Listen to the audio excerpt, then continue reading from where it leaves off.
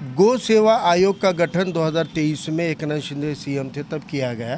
गौ सेवा आयोग ये सल्लागार आयोग है, एडवाइजरी आयोग है और उन्होंने कृषि उत्पन्न बाजार समिति जिनके अधीन जानवरों के जो बाज़ार भरते हैं वो उनके अधीन आते हैं।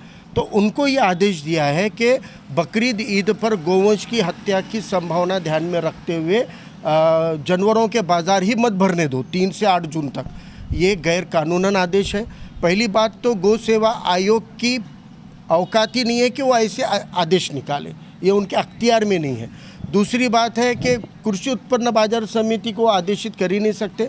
और अहम बात है कि गुरांचे बाजार यानी जानवरों के बाज़ारों में सिर्फ गाय और बैल नहीं बिकते हैं, वहाँ पर भैंसें भी बिकती है, वहाँ पे बकरे भी बिकते हैं, वहाँ पे अन्य जानवर भी बिकते हैं। किसान साल भर कुर्बानी के लिए बकरों को और जो भाकड़ भैंसें होती है उनको पाल पोस कर रखता है कि वो बकरीद पर बेचेगा और 2 पैसे कमाएगा। इसमें मध्यस्थ दलाल होते हैं, इसमें गाड़ी के चालक मालक होते हैं, इसमें हमाल होते हैं, इसमें बाज़ार के दिगर मजदूर तबके होते हैं जिनकी रोजी रोटी डिपेंड है। अगर जानवरों के बाज़ार ही नहीं भरेंगे तो ये सब लोगों की भी असुविधा होगी, कुर्बानी की भी असुविधा होगी, कुरैशी बिरादरी और खाटिक समाज के भी बेरोज़गारी हो जाएगी। इसीलिए ये गैर कानूनन आदेश को रद्द बातल करने के लिए और नांदेड़ ज़िले के सभी जानवरों के बाज़ार समय पर लगे। हाँ, इसमें गाय बैल की रोकथाम के लिए तुमको जो करना है ज़रूरी कदम उठाओ आप।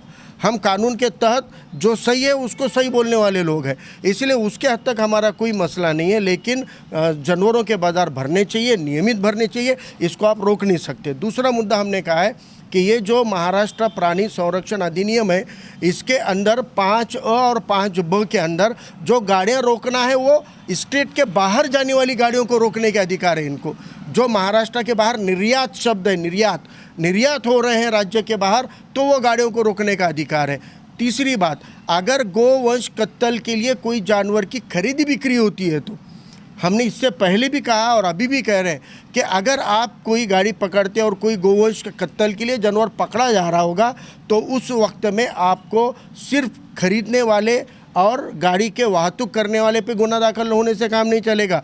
कानून में क्लियर प्रावधान है 5B में कि सेल और परचेस, खरीदी और बिक्री दोनों गुना है।